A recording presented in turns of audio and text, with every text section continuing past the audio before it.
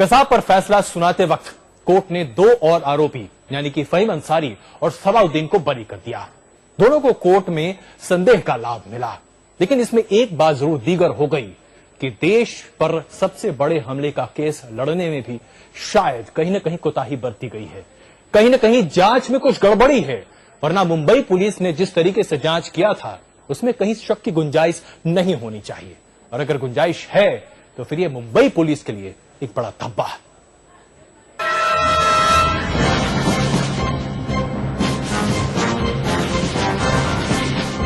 देश पर हुए सबसे बड़े हमले में दो भारतीय बहुत ही नाटकीय ढंग से काजल की कोठरी से बेदाग बाहर निकल आए।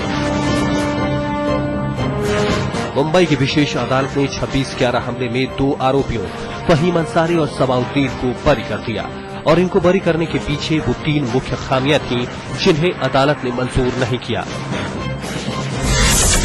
खामी नंबर 1, मैप के कागज ताजे थे।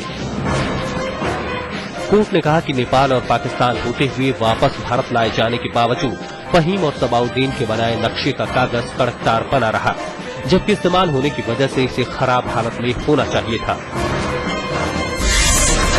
खामी नंबर 2, नक्शे पर खून नहीं था। आरोपों के मुताबिक ये नक्शा मुठभेड़ में मारे गए आतंकवादी अबू इस्माइल की बाईं जेब से निकला था, लेकिन कोर्ट ने कहा कि नक्शे पर खून का कोई दाग नहीं था, जबकि मुठभेड़ में मारे गए अबू का जिस्म गोलियों से छलनी हो गया था। खामी नंबर 3, गलत था नक्शा। कोर्ट ने यह भी कहा कि अगर आतंकियों अबू इस्माइल और अजमल आमिर कसाब ने नक्शे की मदद ली होती तो वो कामा अस्पताल में भटके नहीं होते, जबकि नक्शा खुद में ही गलत और गुमराह करने वाला है। फिर भी दुख इस बात का है कि इस ट्रायल के दो अभियुक्त फहीम अंसारी और सबाउद्दीन कुरैशी को कोर्ट ने बरी कर दी है। हालांकि उनकी रिहाई बाइज्जत रिहाई नहीं है, लेकिन संदेह का फायदा देते हुए, संदेह का लाभ देते हुए कोर्ट ने उन दोनों अभियुक्त की रिहाई की है। मैं इस फैसले को जरूर चुनौती दूंगा। आरोप है कि फहीम अंसारी और सबाउद्दीन ने आतंकवादी हमले से पहले मुंबई के नक्शे बनाए थे। इसके बाद दोनों ने नेपाल जाकर लश्कर ए तैयबा के आतंकवादियों को नक्शा सौंपा, और यही नक्शा मुंबई हमले में मारे गए आतंकवादी अबू इस्माइल की बाईं जेब से निकला था। आरिफ चंद्रा, मुंबई, आज तक। निकम साहब हमारे साथ मौजूद हैं। निकम साहब, आप कितने मजे हुए सरकारी वकील हैं, इसका ब्यौरा तो इसी बात से साफ हो जाता है कि आपने अब तक करीब 30 से ज्यादा लोगों को फांसी की सजा दिलवाई है, लेकिन ये आपसे कैसे छूट गया? ऐसा कैसे हो गया कि संदेह के बिना पर इन दो लोगों को अदालत ने बरी कर दिया, जबकि कहीं न कहीं कोताही की बात सामने आती हुई दिखाई दे रही है? आपकी नजरों से ये कैसे बचा?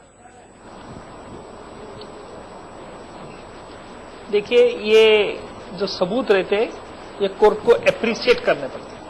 हम तो कोर्ट के सामने सबूत पेश करते हैं, लेकिन अगर कोर्ट का एप्रिशिएट नहीं होता हमारा सबूत, तो हमें एक ही सोल्यूशन रहता है, ऑप्शन रहता है, वो उसको अपील करें। जहां तक आपने देखा होगा कि फहीम और सबाउद्दीन दोनों लोग अभियुक्त को 10 फरवरी 2008 को यूपी पुलिस के एटीएस ने लखनऊ यहां अरेस्ट किया था, और फहीम के पास से बंबई के इंपॉर्टेंट लोकेशन के 10 नक्शे बरामद किए थे, और एक फहीम का पासपोर्ट जो पाकिस्तानी पासपोर्ट था, और पाकिस्तान ने यह भी कबूल किया है कि उन्होंने ही वो पासपोर्ट उसको दिया था, लेकिन पाकिस्तान ने कहा कि उसने झूठी इंफॉर्मेशन सप्लाई करके लिया था। तो एक बात साफ जाहिर हो गई कि ये पाकिस्तान में फहीम जाके आया, पाकिस्तानी पासपोर्ट है। 10 जनवरी को उसके पास से कुछ 10 नक्शे मिले जो फहीम ने निकाले थे बंबई के। क्यों फहीम के पास क्यों नक्शे थे? और ये एक सवाल है। दूसरा, हमारे पास जो सबूत था वो अबू इस्माइल जो कसाब का साथीदार जो मारा गया, जब उसकी कपड़ों की तलाशी ली गई तब उसके पास से एक नक्शा मिला जो बंबई का था, जो मरीन ड्राइव मलबार हिल तरफ। निकम साहब, समय दरअसल कम है, ब्रेक लेना है और शायद उसके बाद आप हमारे साथ रहेंगे नहीं, इसलिए एक छोटा सा जवाब इस सवाल का। आप जो दलील दे रहे हो वो आपने अदालत में रखी जरूर, लेकिन जिस तरीके से उस दलील में कहीं ना कहीं पंचर कर दिया गया, आपको लगता है कि गड़बड़ी हुई होगी? ये तो बताइए। बिल्कुल मुझे नहीं लगता कुछ गड़बड़ी नहीं हुई है। अभी कोर्ट ने फैसला दिया है तो ठीक है, हम अपील में करेंगे। अपील आपको देखना क्या होता है अपील में। हम ऐसे थोड़े हार मानने वाले हैं। नहीं, बिल्कुल आपको हार मानना भी नहीं चाहिए। जंग में एक दफे थोड़ा बिल्कुल आपको हार नहीं मानना चाहिए और जाहिर सी बात है आप आगे बढ़ते रहिए और इसी तरीके से मुकम्मल केस लड़ते रहिए।